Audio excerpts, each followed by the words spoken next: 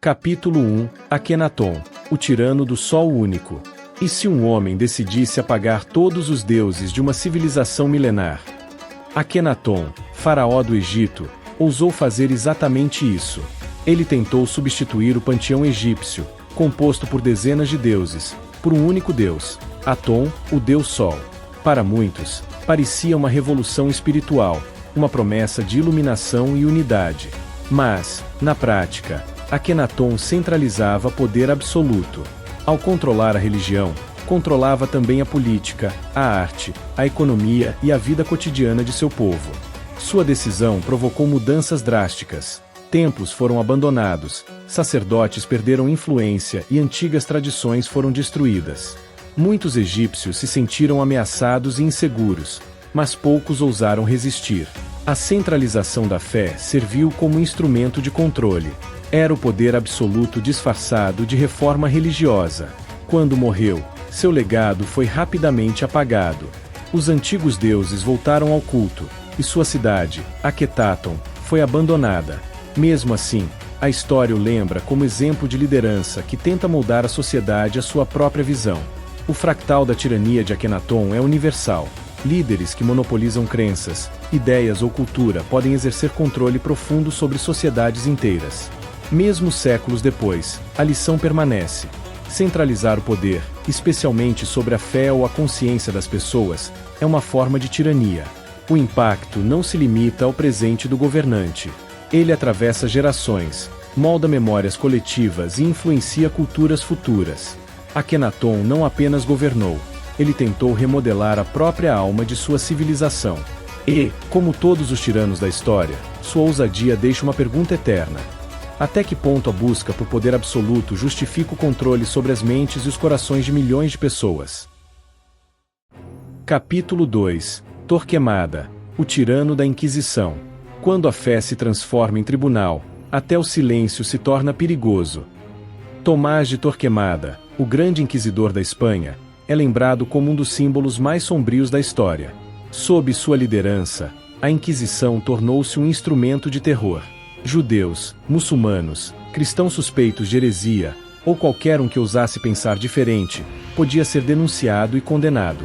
A fogueira não era apenas punição, era aviso. Era uma forma de controlar a consciência das pessoas, lembrando que questionar podia custar a vida ou a alma. O arquétipo do tirano aqui se revela na máscara do guardião da fé, enquanto governa pelo medo. Torquemada mostrou que o poder mais absoluto não é o que controla territórios, mas o que domina mentes e crenças. A sociedade, pressionada pelo terror, passa a obedecer sem questionar. O fractal da tirania religiosa é evidente. Quando a fé é monopolizada, a liberdade individual desaparece. Séculos depois, sua história ainda nos alerta sobre o perigo do extremismo disfarçado de virtude. A lição é clara: instituições podem ser corrompidas quando líderes priorizam o controle em vez da justiça. O medo pode se perpetuar por gerações, moldando culturas, memórias e até comportamentos. Torquemada não apenas liderou uma inquisição, ele deixou um exemplo eterno de como a fé, quando usada para a dominação, pode transformar sociedades inteiras em prisioneiras de terror silencioso. Capítulo 3 Ivan, o Terrível, o tirano do abismo. Pode um líder ser ao mesmo tempo visionário e destrutivo? Ivan IV, o Terrível, transformou a Rússia, mas mergulhou o país em medo e paranoia. Centralizou o poder, eliminando a influência da nobreza, e criou a Opríshna, sua guarda pessoal, que aterrorizava qualquer oposição. A violência era parte do governo. Ivan chegava a matar seus aliados mais próximos e até seu próprio filho em episódios de fúria. Ao mesmo tempo, expandiu territórios e fortaleceu o Estado russo, mostrando a dualidade de sua liderança. O povo aprendia a obedecer pelo medo, mas também via avanços estruturais e administrativos. O fractal do tirano se revela aqui. A genialidade política misturada à paranoia cria destruição e progresso simultaneamente. Ivan mostra que o poder absoluto consome não apenas os outros, mas o próprio governante. Seu legado persiste na memória histórica da Rússia, lembrando que líderes capazes de grandes feitos também podem ser fontes de terror. A lição é clara: quando o medo substitui a justiça, o Estado se torna instrumento de opressão. O tirano, então, não apenas governa, Ele molda a sociedade através da ansiedade e da violência silenciosa. Ivan, o Terrível, deixa um aviso que atravessa séculos. A centralização extrema e a paranoia sempre criam fractais de destruição. O abismo do poder absoluto pode ser fascinante, mas é igualmente perigoso. Capítulo 4. Leopoldo II, o tirano colonial. Pode um rei possuir um país inteiro como se fosse sua fazenda particular? Leopoldo II transformou o Congo em sua propriedade pessoal, durante o final do século XIX. Em nome do progresso, milhões de africanos foram mutilados, escravizados e mortos para alimentar a indústria de borracha e marfim. Enquanto isso, a Europa aplaudia o filantropo e ignorava os crimes. O poder absoluto se escondia atrás do manto da civilização. As populações locais foram submetidas a um regime de terror silencioso, sem chance de defesa. O fractal da tirania é claro. Líderes podem usar aparência de bondade para consolidar dominação. O controle de Leopoldo não se limitou a terras ou riqueza. Estendeu-se à vida e à morte de milhões de pessoas. Seu governo revelou como sistemas aparentemente organizados podem esconder crueldade extrema.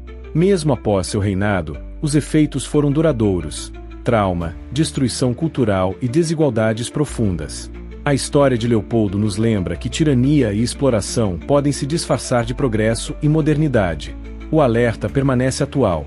Observar intenções e sistemas de poder é essencial para evitar repetição do passado. O legado de horror e silêncio deixa uma marca que atravessa gerações. A lição é universal.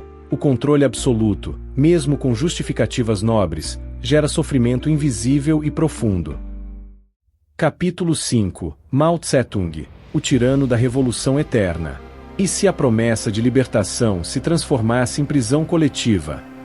Mao Tse-tung mobilizou milhões de chineses com a promessa de igualdade e transformação social. O grande salto adiante, seu projeto para modernizar a China rapidamente, trouxe fome e morte para mais de 30 milhões de pessoas. Em seguida, a Revolução Cultural transformou jovens em instrumentos de perseguição. Professores, intelectuais, familiares eram denunciados, humilhados e mortos. Mao, que dizia lutar contra ídolos, tornou-se o maior deles. Seu culto à personalidade transformou-se em lei não escrita. O fractal do tirano se revela na mistura entre ideologia e controle absoluto. A utopia virou prisão, a esperança virou medo. A sociedade inteira foi compelida a obedecer, enquanto os erros e desastres eram justificados como parte da revolução. Mesmo décadas depois, a China ainda sente os efeitos dessa tirania. A lição é clara: quando o ideal coletivo se torna absoluto e não admite questionamento, transforma-se em mecanismo de opressão. O poder, quando concentrado e misturado à ideologia, cria ciclos de sofrimento e medo. Mao não apenas governou, ele moldou pensamentos, comportamentos e vidas, mostrando que a tirania pode ser silenciosa, persistente e profundamente enraizada. O fractal histórico alerta: revoluções que se recusam a aceitar limites podem destruir o que pretendem libertar. Capítulo 6. Kim Il-sung, o tirano da dinastia. Como um homem inventa um país para nunca ser esquecido? Kim Il-sung fundou a Coreia do Norte, mas também construiu uma tirania hereditária. Criou um culto à personalidade que o transformou em líder eterno, mesmo após sua morte. Cada rua, cada escola, cada livro exaltava seu nome. Até o calendário e feriados eram baseados em sua figura. O povo era constantemente lembrado de que o país existia para servir a sua linhagem. O fractal da tirania aparece aqui de forma única.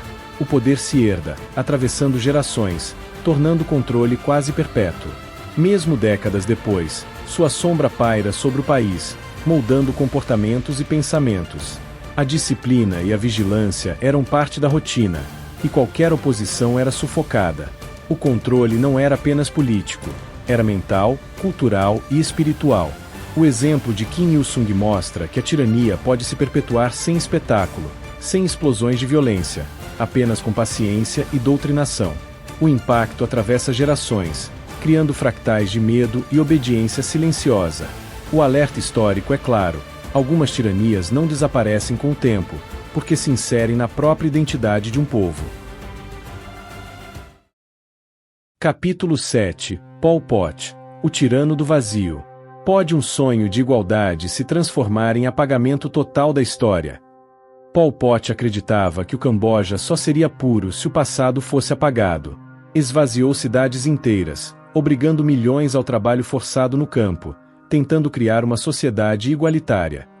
Intelectuais, professores, médicos e qualquer pessoa com conhecimento eram considerados inimigos do regime. O resultado foi genocídio.